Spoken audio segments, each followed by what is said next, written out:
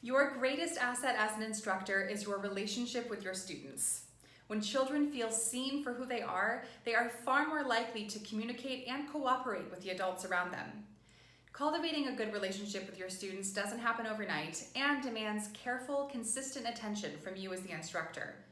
Remember, no matter how uncommunicative a kid is being or how frustrated you may be with a student's behavior, the onus is always on you as the teacher to keep the relationship growing in a positive direction. Have faith that with time and effort, they will eventually open up to you. Let's talk about some of the tools you have to establish and maintain positive relationships with your students. First up, remember those classroom expectations? It's important to set those early on, make sure they are very clear, and then enforce them consistently and equally. It's not fair for one kid to get to play video games instead of coding, and for another kid to be asked to shut it down. Kids not only notice that kind of thing, they feel it, and they are far less likely to connect with a grown-up who they feel is unjust. How you enforce those expectations also matters. In another video, we'll talk through the specifics of what to do when kids aren't behaving well, but at the core of those specifics is the idea that we should always be speaking to what is best in these kids, their sense of responsibility, of respect, and of kindness. In the long run, respectful reminders of classroom expectations will get you further than the short-term fix of loud, punitive measures. Remember that as the grown-up, it's up to you to set the example of how we communicate with others. On that note, be careful to avoid condescension, especially if you're frustrated. It is never appropriate for a teacher to condescend to a student. If you're feeling tempted, take a deep breath and pause before speaking. When a student feels condescended to, it can do serious damage to the relationship. Sarcasm can also be tricky, as it doesn't always translate to kids and they can end up with hurt feelings. As they get older, this can relax a little, but be careful and use your best judgment.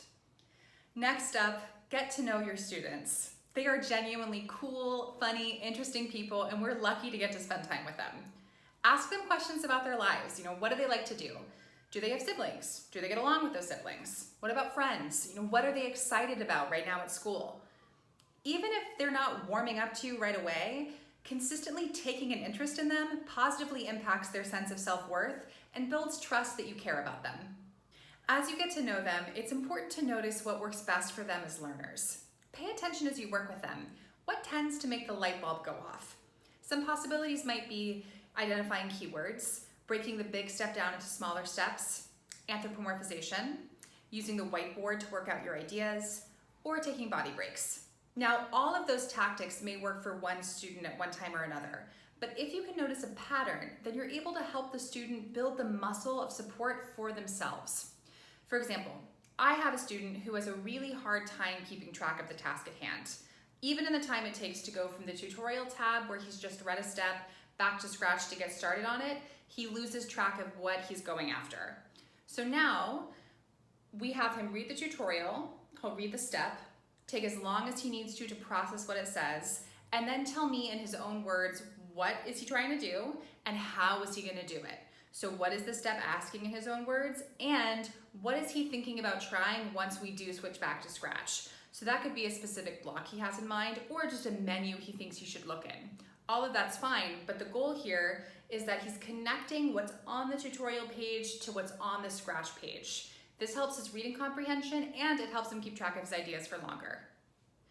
You should also use active listening when in conversation with your students.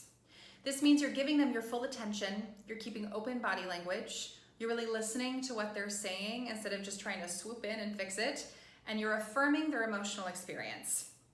If a kid has spent an hour trying to make something happen and just cannot figure it out, let them fully express that frustration without interrupting. Once they're done speaking, that's your chance to repeat back some of what they've said so they feel heard, and to perhaps offer names for what they're feeling. So things like, "Ooh, that sounds frustrating," or "I am so sorry, it seems like you're feeling a little discouraged." From there, you can open up the conversation about what happens next. So things like, sometimes taking a little break can help us clear our minds and process our feelings. Do you want to take a break for a few minutes before you come back to this? Or, "I am so proud of you for working for so long to try to find a solution, even though it's really hard. Would you like me to help you find something else to try?" The fact is, Coding is hard, and emotions are always going to come into the mix when kids are feeling challenged. That is okay. Our job is not only to help them learn to code, but to model and support healthy emotional management throughout the learning process. Final tip, when praising your students, keep it detailed and specific, but avoid value judgments. "You did a good job" is not as effective as "I saw how hard you worked to make every part of this game work, and I am so proud of you for following through."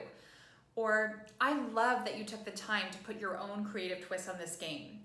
Making the character tell the player something encouraging every time they score a point is a complicated thing to code, and it makes your game so fun.